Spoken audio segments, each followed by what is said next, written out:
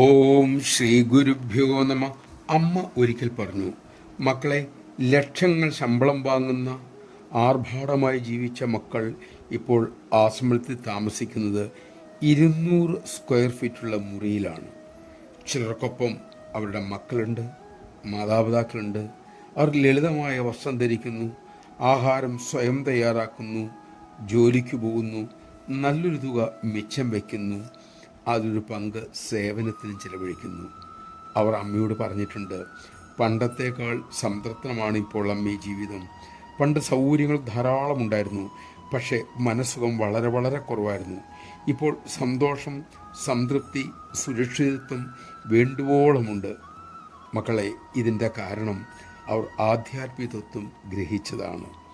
അഴുക്കുചാലിൽ പോയിരിക്കുന്ന ഈച്ചയാകണോ, പൂവിൽ പോയി തേൻ നുകരുന്ന തേനീച്ചയാകണോ എന്നത് നമ്മുടെ തീരുമാനമാണ്. ആ തീരുമാനം എടുക്കാനുള്ള വിവേകബുദ്ധി ആധ്യാത്മികത നമുക്ക് തരുന്നു. മക്കളെ, നമഃശിവായ. അമ്മയാകുന്ന പുഷ്പത്തിലിരുന്ന് മാതൃവചനാമൃതം നുകരുന്ന തേനീച്ചകളാകാൻ നമുക്ക് കഴിയട്ടെ.